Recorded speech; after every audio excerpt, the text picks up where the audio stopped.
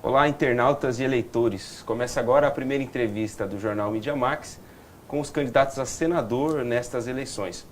Neste ano, 13 candidatos disputam as 2 vagas de senadores por Mato Grosso do Sul. São 12 homens e uma mulher concorrendo.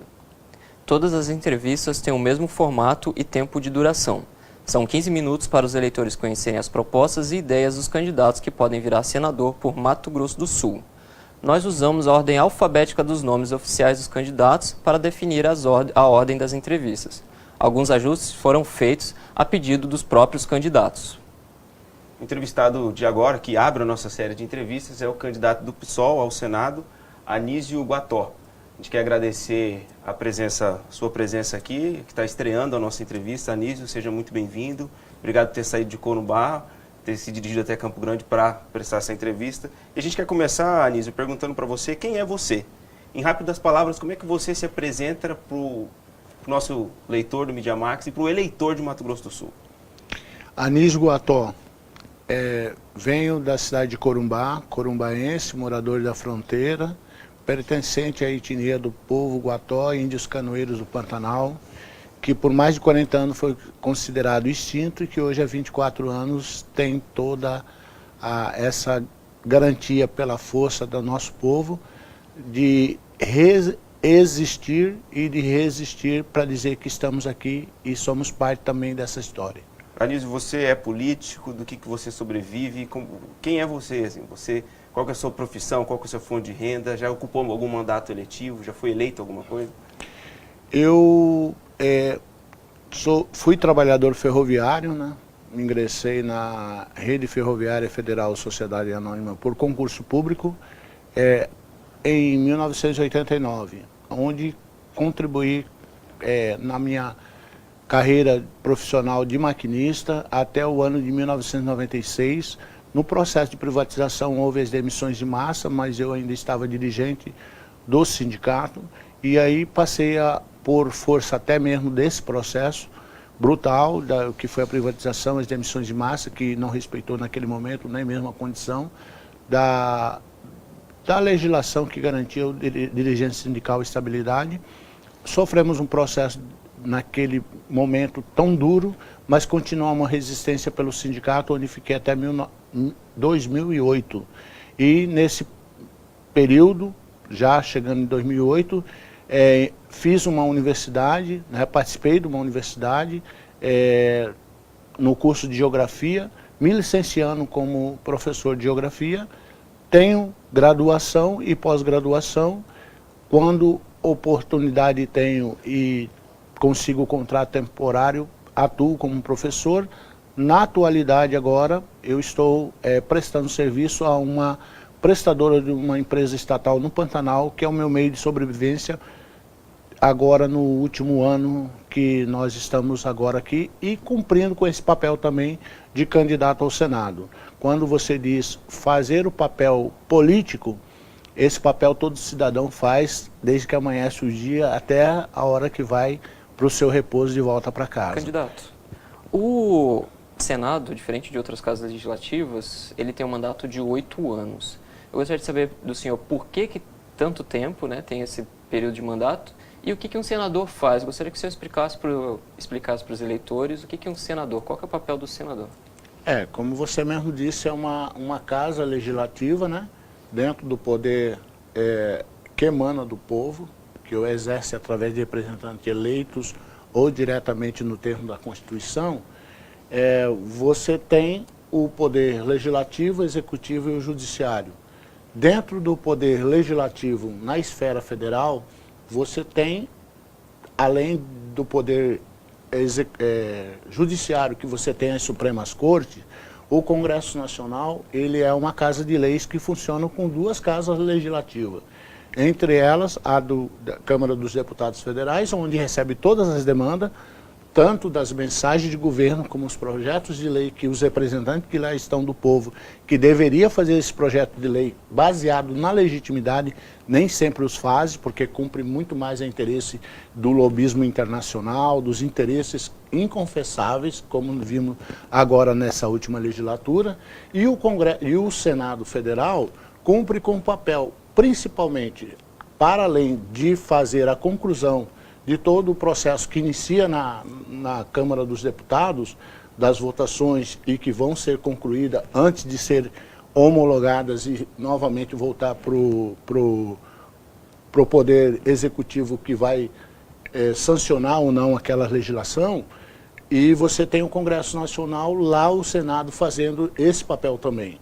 Para além disso, o Senado Federal tem uma importante responsabilidade, que é inclusive toda a responsabilidade das Supremas Cortes e os cargos de vitaliciedade, para além dessa situação dos 8 anos, a gente já começa, pelo que eu vi, você está dizendo de um anacronismo que existe no mandato de 8 anos, quando nem salário nem mandato poderia ser superior ao do presidente. E a gente tem uma casa de leis que tem um mandato que é no mínimo o dobro. Você hoje tem 12 concorrentes disputando com você essas 2 vagas. Se o Anísio Guató for eleito senador para o Mato Grosso do Sul, o que nós, eleitores de Mato Grosso do Sul, podemos esperar do seu mandato?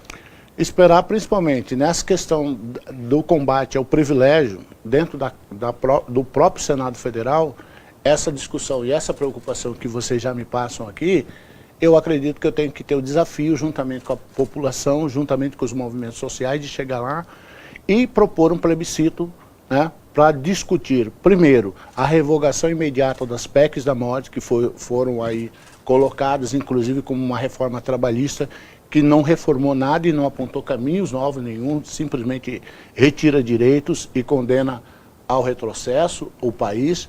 E, além disso, essa tentativa incessante de discutir a reforma da Previdência, alegando que o salário dos trabalhadores é que coloca em risco de destruição do poder, da capacidade econômica da Previdência Social, sem discutir a realidade do porquê o número gritante de grandes sonegadores, do grande empreendimento que existe nesse país, e que, para além de sonegar a Previdência, ainda fazem uma coisa pior, que é se apropriam indebitamente da parte do trabalhador, porque o trabalhador não sonega. O trabalhador, quando ele vai receber o seu salário, ele já tem descontado lá a parte dele. E quando as pessoas que são responsáveis por esses grandes empreendimentos vão buscar anistia, como fazem com os parlamentares que lá estão e que os representam, então, o que Anísio Guató, como senador, pode se comprometer, não só com vocês, mas com esse povo do Mato Grosso do Sul? Primeiro, combate aos privilégios para garantir direito de... Combater o privilégio de poucos para garantir o direito da maioria da classe trabalhadora. Revogação imediata das PECs, rediscutir essa questão do próprio mandato do senador. Diminuir de 8 para 4 anos, talvez, Anísio? Ou então, se a gente acreditar que é necessário aumentar os demais mandatos, como do Poder Executivo e Legislativo, nas 3 esferas, vamos então aumentar para 6 anos o mandato de todo mundo. De todo mundo e trazer o de 8 para 6. Unificar. E fazermos mais do que isso, mais do que unificar o tempo de mandato, a gente apostar que realmente a gente tem uma eleição geral, onde o eleitor saia de casa, vá para as urnas e eleja desde o presidente até o vereador na mesma eleição. Está dentro de uma possível proposta de reforma política, que é uma bandeira sua e do PSOL também? Com certeza, tudo aquilo que for no combate a privilégio para garantir direito da maioria da classe trabalhadora, isso já é um comprometimento do PSOL. E mais uma vez eu colocando aqui o meu nome à disposição e construindo, não só a partir de mim mesmo, mas construindo, ouvindo muitas pessoas nos movimentos sociais, nas conferências, a gente tem esse embasamento para poder levar essa proposta ao Congresso Nacional. Candidato, como você bem apontou, o PSOL ele tem uma marca, combate às desigualdades sociais. A gente verificou, né, que o candidato ao governo do partido, ele declarou 6 milhões de reais à Justiça Eleitoral, enquanto você declarou 60 reais. Como que você acha que isso não é um pouco controverso? Um partido que busca, né, resolver as desigualdades sociais, ter essa desigualdade dentro do próprio partido? Como você analisa isso?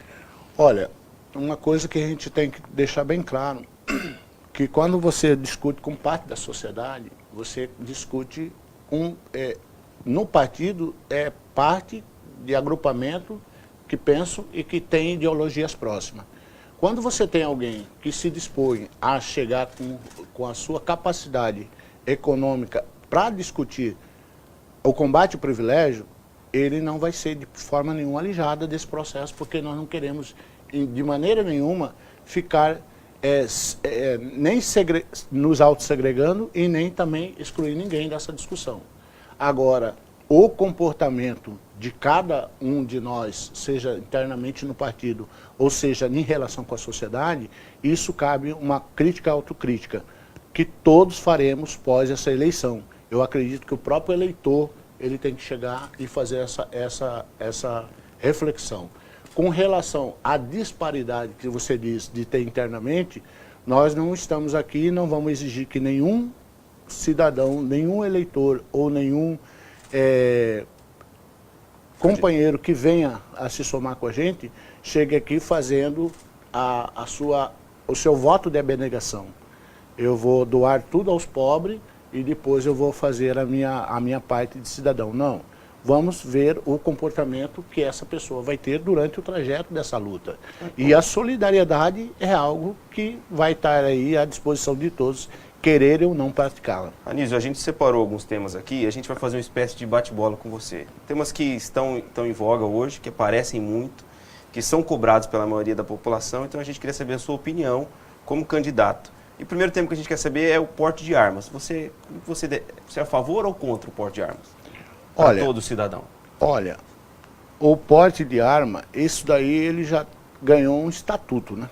Que era o Estatuto do Desarmamento, ou seja, os povos indígenas não conseguimos o direito de ter regulamentado o nosso Estatuto do Direito dos Povos Indígenas.